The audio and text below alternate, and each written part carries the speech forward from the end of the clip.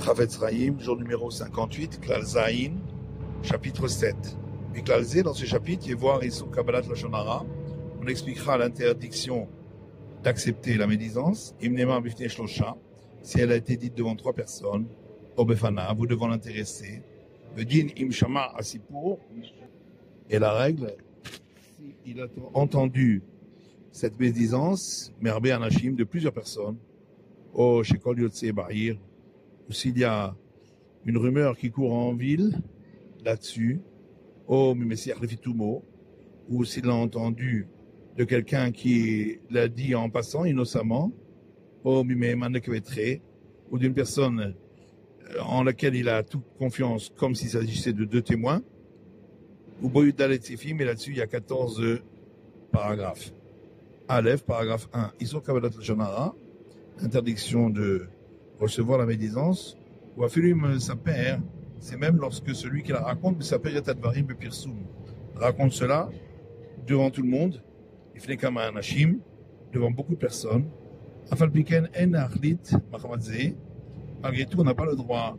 de décider à cause de ça, Shadabarimet,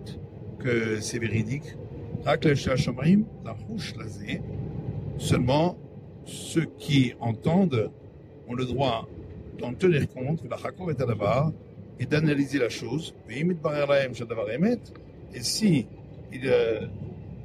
devient clair pour eux que c'est quelque chose de véridique, ils le réprimanderont là-dessus. Bête, paragraphe 2, on n'a pas le droit de croire à la médisance, même si celui qui la raconte, Siper Alav Alashon Hara Befanav, raconte cette médisance devant l'intéressé, à partir du moment où on n'a pas entendu de l'intéressé qu'il avouait cela. Et à plus forte raison, si celui qui raconte cette médisance ne la raconte pas à présent devant lui, seulement il dit qu'il aurait été prêt à raconter cela devant lui. On n'a pas le droit de le croire à cause de cela. Et de par de nombreuses fautes, les gens tombent dans cette embûche beaucoup. Et même si l'intéressé reste quoi, alors qu'on dit ces paroles de honte devant lui, malgré tout, on n'a pas le droit d'en tirer aucune preuve pour décider que c'est véridique. Et même si l'intéressé, sa nature est toujours de ne jamais se taire, que chez Omrim, Lodavar, chez Lokirtsono, lorsqu'on lui dit quelque chose qui ne lui plaît pas, besoin par Mouchotek, et cette fois-ci, il se tait, car peut-être que maintenant, il s'est renforcé sur sa nature, et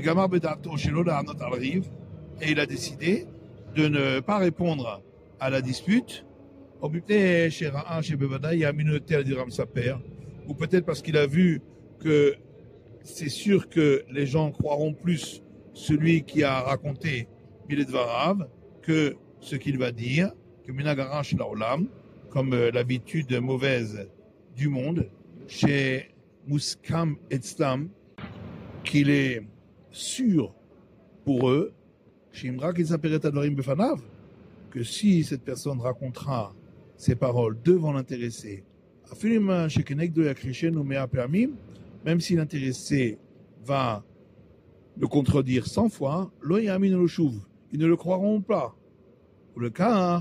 et c'est pourquoi, il a pris la décision de par lui-même, qui vaut mieux se taire à ce sujet, et d'être de ceux qui se laissent dénigrer. C'est pourquoi on n'a pas le droit d'en tirer une preuve pour décider, que la chose est véridique.